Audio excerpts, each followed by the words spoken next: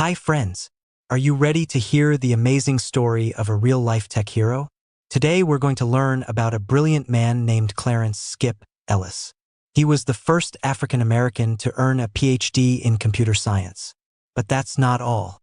He also helped create some of the tools that let us all work together online at the same time, like Google Docs. Let's go back to where it all began. Clarence Ellis was born on May 11, 1943 in Chicago, Illinois. He grew up in a neighborhood where things were not always easy. There were times when his family didn't have much money. But young Clarence loved to learn. He would read everything he could find, even old books people threw away. He was curious about how things worked. When he was a kid, he took apart an old radio to figure out what was inside. Then he put it back together and made it work again. Pretty cool, right? But life wasn't all smooth. When Clarence was just 15, he had to help support his family. He got a job as a security guard working at a computer center. Computers were huge back then. They filled entire rooms and used punch cards. Clarence was fascinated. One day, while watching the workers, he asked a question. Then another. Then another. Eventually, the team let him help with small tasks. Clarence started teaching himself about computers before most people even knew what they were. Clarence went to college at Beloit College in Wisconsin. He studied math because back then computer science didn't even exist as a major. But he kept learning about computers on his own and doing research. Later, he went to the University of Illinois to get his PhD. That's the highest level of education you can get in a subject. In 1969, Clarence became the first African-American to earn a PhD in computer science. Can you imagine how proud he must have felt?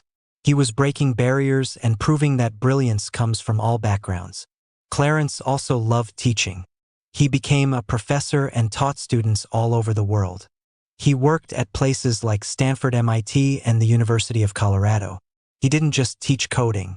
He taught students how to solve problems, think deeply, and be creative with computers. He made sure to help other African American students and students from all kinds of backgrounds feel welcome in computer science.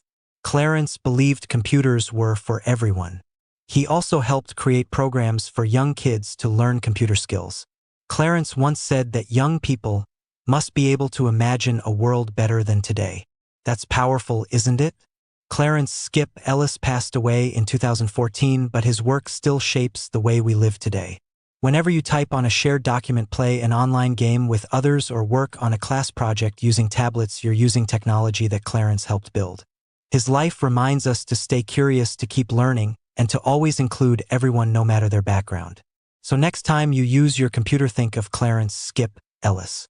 Because of his brilliant mind and big heart, the world of technology became more connected, more fair, and more fun. Clarence's story teaches us so much. Never stop asking questions.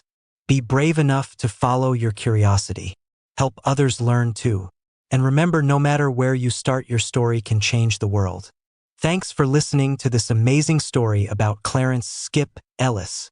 Keep dreaming big, and maybe one day we'll be telling your story too.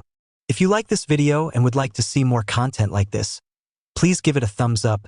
Feel free to leave a comment, share with others, and subscribe to our channel.